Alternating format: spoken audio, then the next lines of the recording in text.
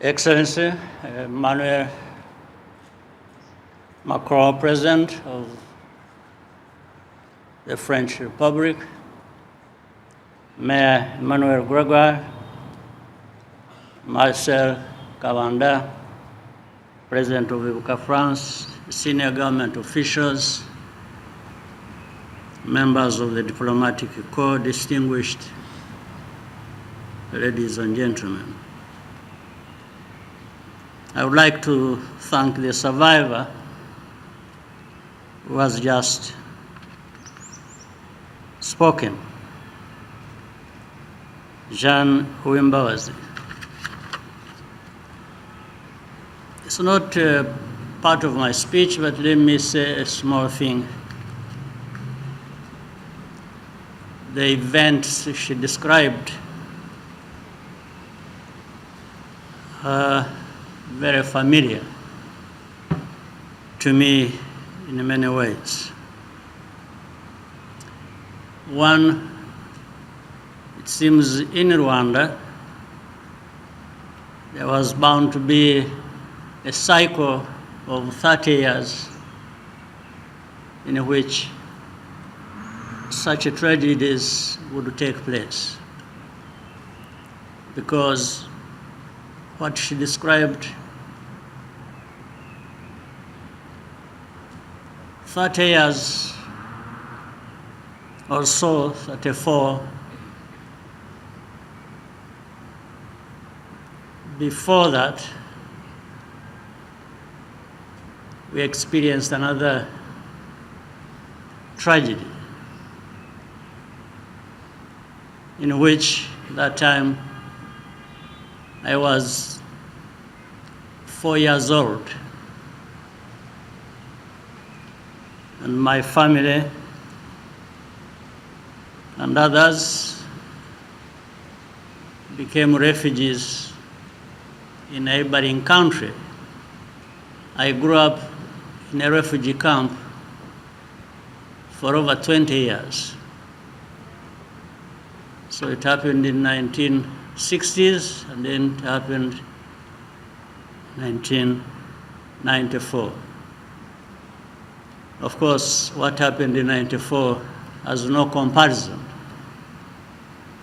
But I was just talking about the story of the cycle that took place.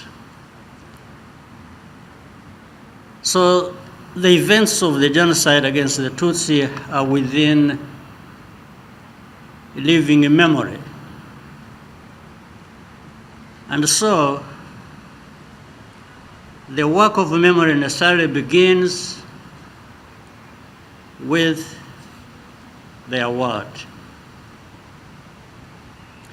Survivors are living memorials, not only by virtue of the visible scars of the body, but also the indelible wounds of the spirit, which they transmit to us through their testimony. The memorial before us is powerful because it sets the truth in stone and protects it from the heartlessness of time by instructing the living. It's not a validation because none is needed, but it will stand as a mark of respect for the dignity of Rwandans and our history. However, to witness the inauguration of such a memorial in a place of honor in the city of Paris is anything but routine.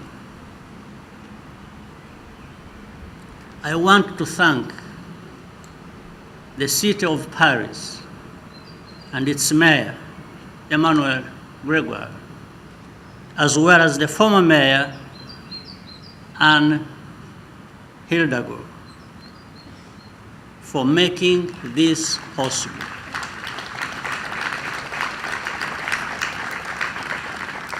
Confronting historical responsibilities requires real courage because it generates fierce opposition by those with a case to answer. You need a strong sense of humanity to see it through. President Macron, I want to commend you on both counts, courage and humanity.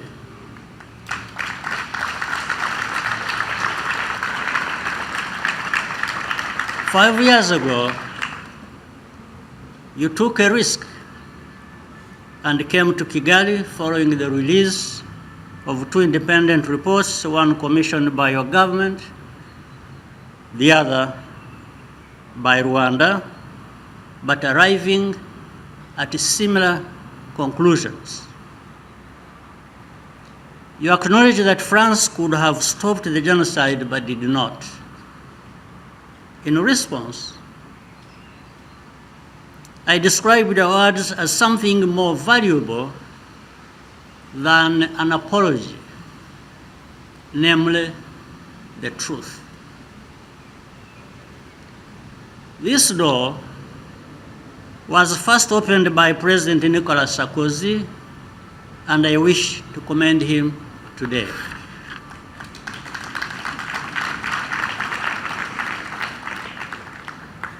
In a historic visit to Rwanda in 2010, President Sarkozy conceded serious mistakes by France and said that it was not up to the task of stopping the genocide. I also pay tribute to the dedicated French journalists, activists, and researchers who never wavered in exposing the truth, and many are here today. Thank you.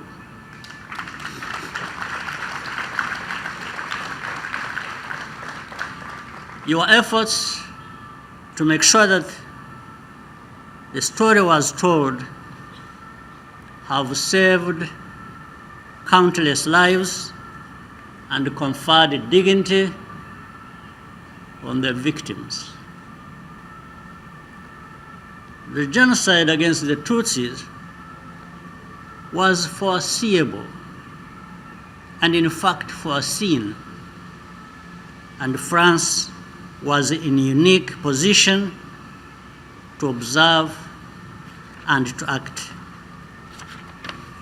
It took too long for France to come to terms with its role, causing additional pain. On some points, we still have not found consensus. I fully understand the feelings of those survivors and advocates who remain dissatisfied with the official record. But I believe that our common work has initiated a journey towards the truth, which is irreversible. And France was not alone in falling short, far from it. Many other countries did so as well, but none has gone as far as France in setting the record straight and accepting its part in the tragedy.